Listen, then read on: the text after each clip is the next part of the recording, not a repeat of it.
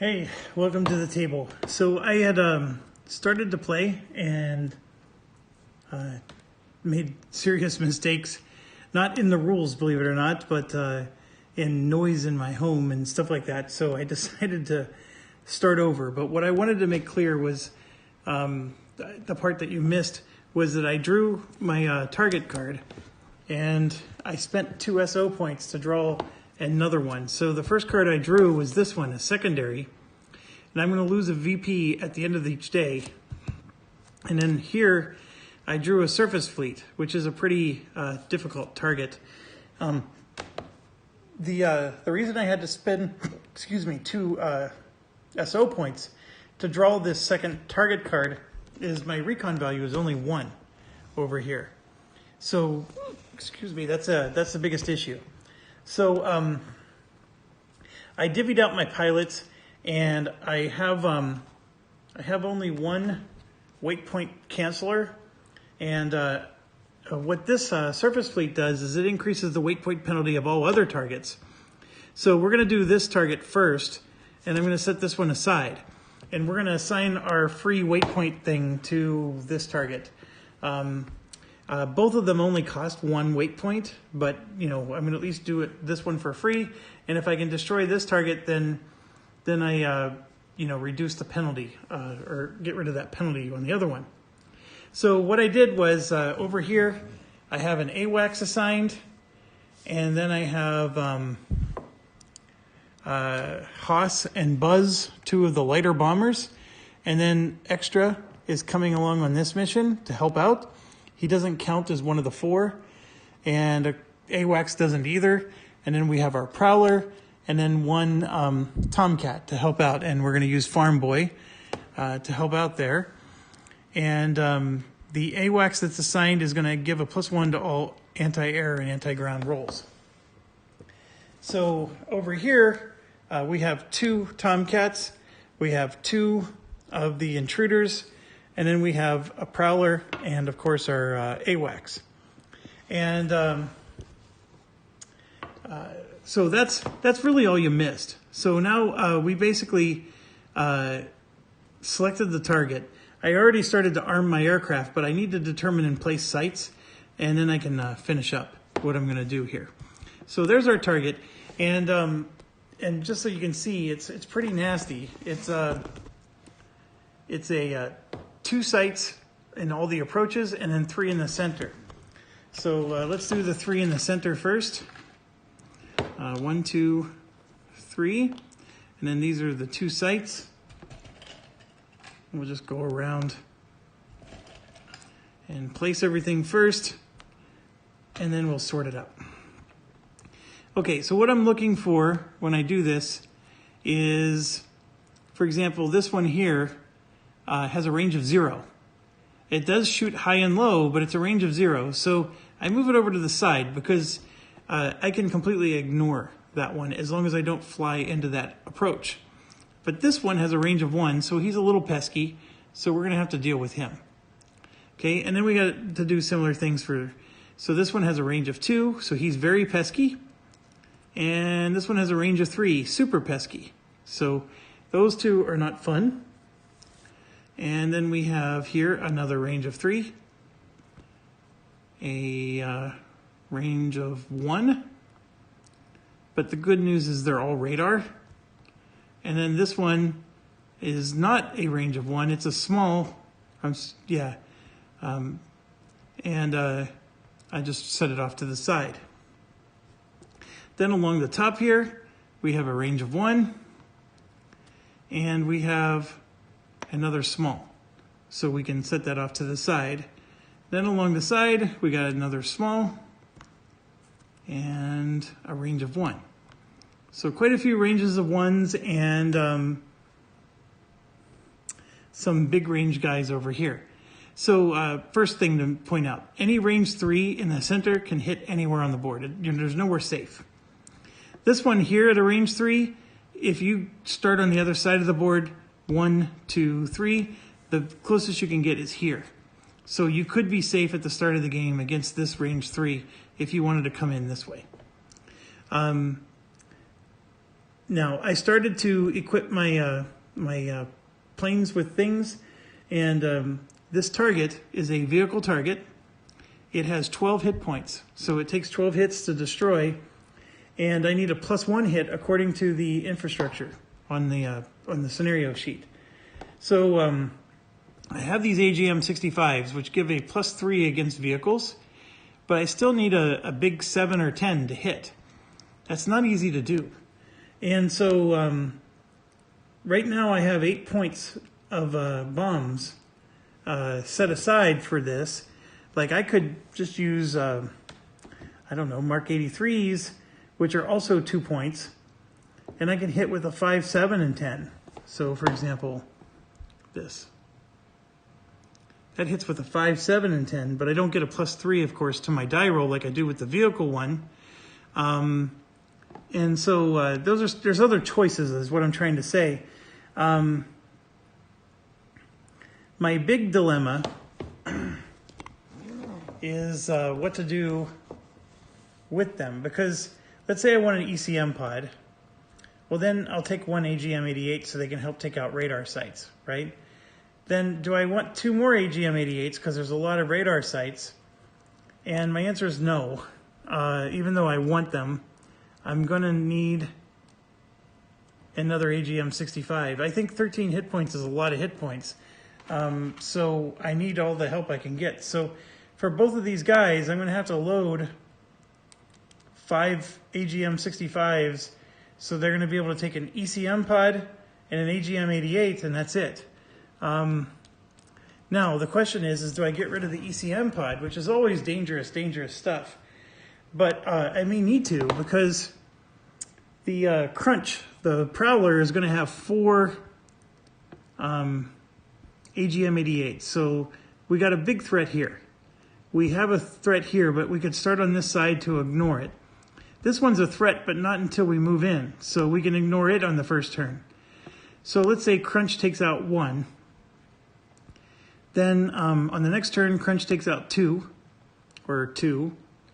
But see, we're going to have at least 1 equipped for both Kraken, and so we could take out 1, 2, and let's say this one for 3.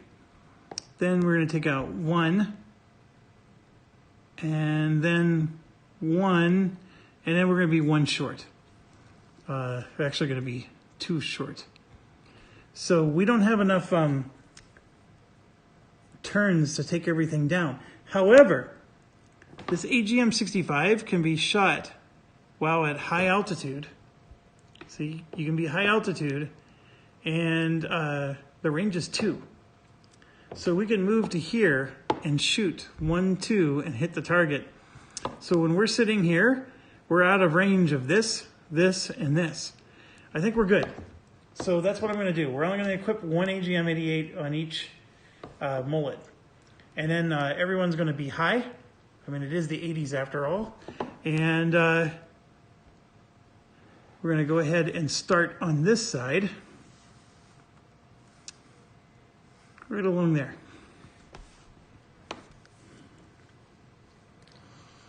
The only other thing worth mentioning is that I did equip. So we have 6 free SO points every mission. So I took 6 Phoenix AIM-54s, and we have 2 equipped on Teflon and 4 equipped on Sticky. The reason for the imbalance is that Sticky gets a +1 to his die rolls, and as you can see, we need a 6 to hit. So these are really awesome long-range missiles, but they have a tendency to miss. So we don't know how many bandits are going to be out, but it looks like there could be a lot, as many as 12 as possible. All right, so now we armed our aircraft, so we draw a target-bound event card.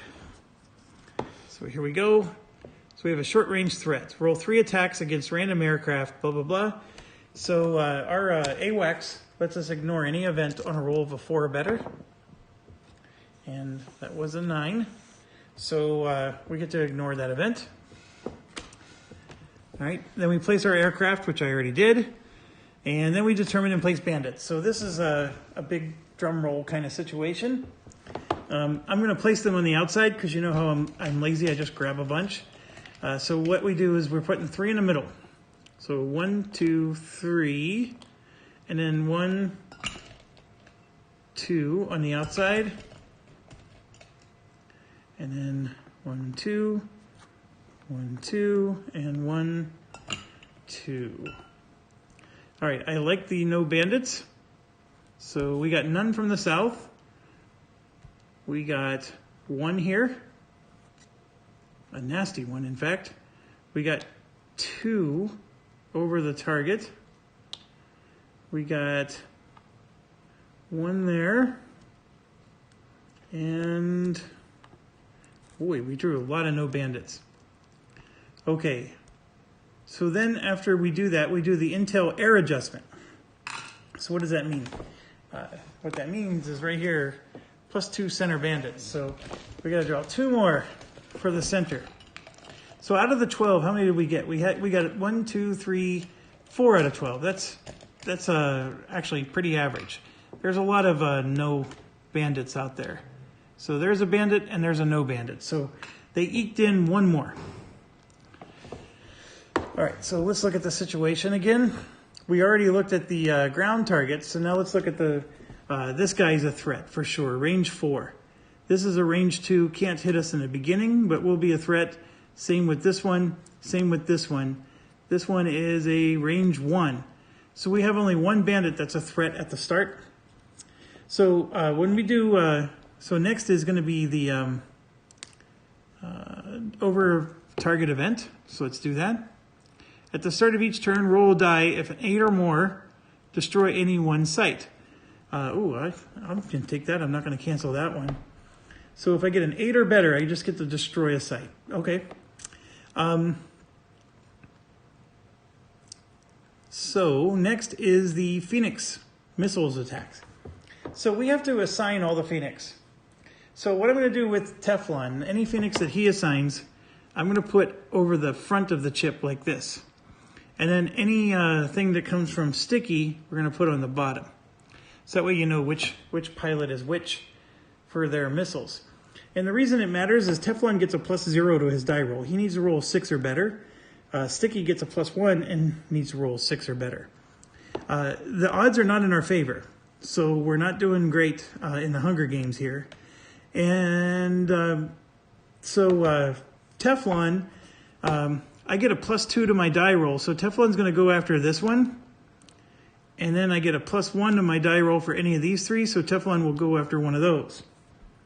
Sticky, on the other hand, has a +1 because of his natural roll. So he's going to go after this one. I'm sorry, we have to put them on the bottom. Those 2. And that one. And then Sticky has 1 more. So we're going to do 2 of them after the guy in the front. And that's how we're going to roll. Pun intended. Okay, so we're going to start with this guy up on the top, which is a Teflon 1. And then I'll roll for the other one too. The green's on the top, the blue's on the bottom. The top one gets a +2, the bottom gets a +1. Remember, I need a 6. So I rolled an 8 and a 5. So the top one got a +2. Somehow or another, we defied the odds and destroyed both of these bandits, which is really, really good. That's not to be expected. So now these next ones I do expect to hit because I at least get bonuses to my die roll here. So we're going to start with the two that's in the, let me zoom out. These 2 that are in the middle, they both get a +1 to their die roll. And I, of course, need a 6. Sticky gets a +1 for his abilities. So I'm getting an overall of +2. So I'm going to just roll 2 dice. I don't think it even matters which one's which, but we'll say the green's the left one. So the green hits. This gets a +2, which gets me to a 4, but it's not enough. So the left one dies, the right one does not. Again, I'm not sure it mattered, but that's how it played out. And so yes, this missile missed. And then this last one, we're just rolling the same exact missile against the same exact, 2 of the missiles against the same plane. I need a 6 or better, but I get a +1, so I need a 5 or better. Oh my gosh, I rolled a 2 and a 2. So I missed with both. So we're in a bit of a pickle now. That wasn't cool. I was expecting at least one of them to hit. Jesus. All right. Well, that was the Phoenix missile phase. And so now we start the turn. We're on turn 1. Per the event, if I roll an 8 or better, I get to destroy a site. I don't get to destroy anything. And now fast pilots attack. So if this is your first time watching Hornet Leader, or if you're trying to learn Hornet Leader, the way it works is fast pilots go first, then the sites, and then the bandits, and then slow pilots. It is possible that if you have situational awareness that you can go during the fast phase and the slow phase. I have no fast pilots at this point. Fast is something that usually happens as the pilots grow in experience and level up, which they haven't done yet. However, Brick does have 3 situational awareness, and so we can use those to shoot at planes or at sites that can hit us. The only site that can hit us is this one right here. So we are going to use 2 situational awareness points, and I'm going to assign one to Sticky. So Sticky is going to shoot an aim 7 at that bandit that he missed, and then Crunch is going to use an AGM-88 at the radar site. And if all goes well, we will destroy both of them and not have to take any damage from them. So first thing we're going to do is we're going to shoot at this guy right here. And like I said, I need a 6. With this particular aim 7, I get a +1 to my die roll. That's all the help I get. And I rolled an 8, which was really good because this guy was nasty. So we did take out that with our aim 7, and we are doing actually quite fantastic. Now, can we get as lucky on this roll? So we're going after this thing right here. It's a range 3. It's nasty. We only need a 4 to hit with this one. Let's zoom in. We only need a 4 to hit. But Crunch gets he gets a +1 to his die roll. So a 1 or a 2 misses. Anything else hits for me. And that's a 9. So we do hit the target. That was very, very important. If we would have missed that target, that would have created all kinds of havoc for us. So the fast attack phase is over. So we come back to the board here, and the bandits get to go. And you know, if you've been following along, range 1, okay, miss. Range 1, like nobody has the range to hit us where we're at yet. This has a range of 3, but you know, he goes 1, oh, hold on, 1, 2, 3. Oh my gosh, he has enough range. Okay, well, I would have just used my last situational awareness and shot another AGM-88. So let's do that. Kraken is attacking. Only a 1 misses, and this one's destroyed too. Screw you and your range 3, punk. So anyways, the whole idea here is that we wanted to basically make it so they can't hit us. So this one with a range 2, the best he can do is get to here, okay? So mission accomplished. Nobody can hit us. This bandit here only has a range 2. Can't hit us. So they don't get to do anything during their phase. We're too far away. They know we're coming, but that's about all they can do. Okay, so next is our slow attack phase. So during the slow attack phase, we have air-to-air missiles that only go to range 2, so we can't hit that MiG either. But we do have AGM-88, so Crunch is going to shoot another AGM-88, and this time at this range 1 target. And that 2 is a miss. Unfortunately. Yes, it's a miss. So Crunch missed. So then we have Mullet, who also has an AGM-88, and we're going to go after this same target, and we hit. So I probably should have done it the other way around.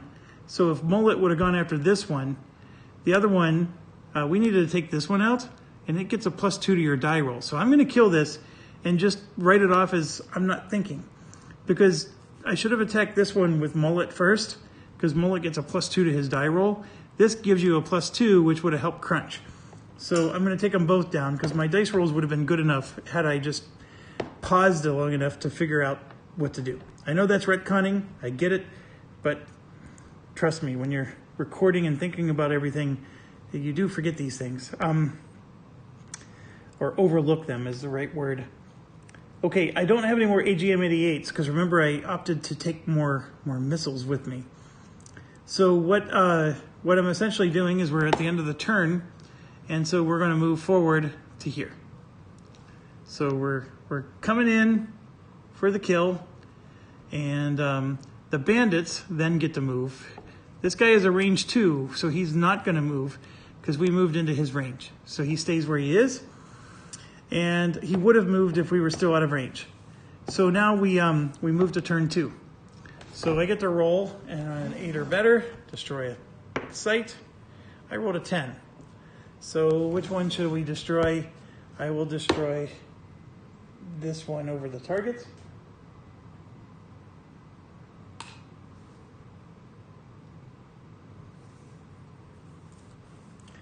You know what? I'm realizing that was probably not necessary. I don't know which one. Oh, here we go. This one was probably better, because if I fly over this guy's going to hit me. But you know what? I made the choice. I'll live with it. I think we're okay, because I don't think I'm going to be flying any closer to the target.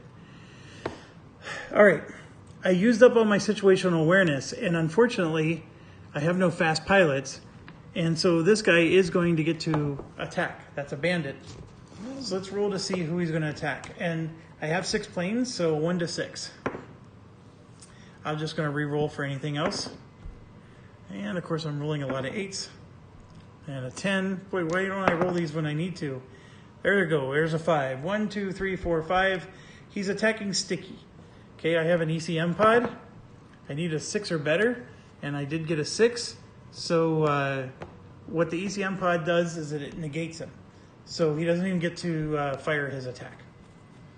So now we go to the slow attack. So we're going to start with Teflon. Teflon needs a 6 or better to hit that bandit. And I rolled a 10. So the 10 hits this guy. He gave a +1, but we did take him down. Was it necessary at the moment? Probably not, but now it's time to shoot our bombs. The bombs can be launched from 2 spaces away, and they can be launched at high or low altitude. I get a +3 to my die roll. I need a 7 to hit once and a 10 to hit twice. Okay, I need to hit, folks. This is something where I have to hit 13 times. So I have 1, 2, 3, 4, 5 of them. So that's 10 weight points worth of bombs. So 1, 2, 3, 4, 5 dice. Okay, we're going to do 5 dice. Mullet gets a +2, and each of these get a +3 against vehicles. So we're getting a +5 to all of our die rolls. I need a 7 to hit once and a 10 to hit twice. So with a +5, that means I need a 2 and a 5. So I need to roll 5 or better to get 2 hits. A 2 or better to get 1 hit. So let's hope that all goes well, because I need a lot of hits, folks. All right, so here's my 2 for 1 hit. This is a 9 for 2 hits, a 5 for 2 hits, a 4 for 1 hit, and a 7 for 2 hits. So 2, 4, 6, right? 7, 8. 8 hits. That's what I wanted to see. We needed to get a nice 8er on here. So I need 13. So I need 5 more. Now, just so you know, I have another one, Kraken, who also has 5 of these, and I'm just going to go ahead and put them away. It's the same 5, and he even gets the same bonus, +2. So I need a 2 and a 5. Let's go. All right, so I got a 3 here for 1 hit, and a 4 here for 1 hit, That one was actually, oh gosh, that's going to be 1 hit. And then that's 2 hits. So 2, 3, 4, 5. Oh my gosh. I barely pulled it off. Barely. Because this is a complete miss. That one right there. So I did 5 more hits. So 8 plus 5 is 13. You can see I needed 12. And then I needed 1 more here. That was like hair of my chinny chin chin on that. I was fully expecting a hell of a lot better results on this one. But, you know, you figure if you're rolling a plus 5, half your dice should have done 2 damage, right? And in this case, only 1 out of 5 dice did 2 damage. And then one of them did no damage. So I guess after you're rolling 10 dice, that is a possibility. But anyways, we didn't roll, at least according to expected statistics there. But we did enough. So we destroyed the target. We don't need to move in any closer. So all the bandits get removed. And we can take the damage marker away. Couple of things. The first one is this gives us +1 stress. And that happens at the end of the mission. So we will have to do that. Obviously, we destroyed the target, so we're going to do some stuff here. But we got to return home first. So we got to draw a homebound event card, and then, you know, we do debriefing. Surprise attack. Keep this card. Discard to reroll any die roll. Ooh, that's awesome. I will definitely be keeping that for a rainy day. Okay, so couple of things. This was target 34, and if we look over here, target 34 is right here. It has 2 stress. Okay, this has 1 stress. So all pilots are going to get 3 stress for the mission, minus our cool, which is in some cases more than 0. So 3 minus 1 is 2 stress for Teflon. 3 minus 2 is 1 stress for Sticky. 2 stress for Mullet. 3 stress for Kraken. 3 stress for Brick. And 2 stress for Crunch. Okay, so everybody gets their stress.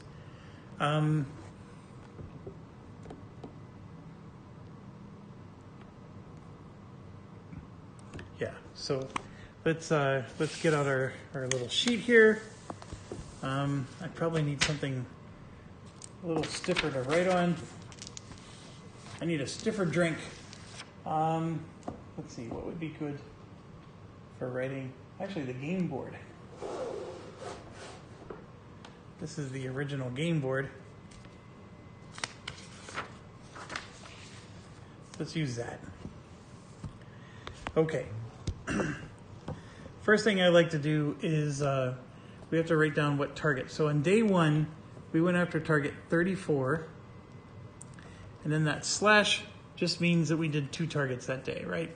So 34 is the first of the 2 targets. That's what this means up here. Okay, and then down here, did we destroy the target? So I'm going to put an X for yes, we destroyed the target, and then the slash, because that means we destroyed the first target. We don't know what we did to the second target yet. And then the victory points for the first target is 4.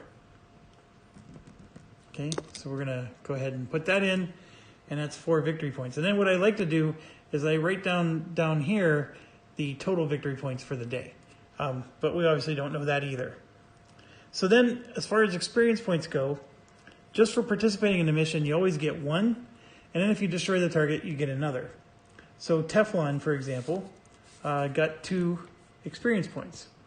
So we can go 1, 2. I used like the Indian hash marks, right? Another way to do it is here, because they only participate in 1 mission each day, so you can just write down 2 right here. So he got 2 experience on day 1. That's another nice way actually to do this. So then we go to Sticky. He got 2. And then Mullet up here got 2. And then Kraken, 2.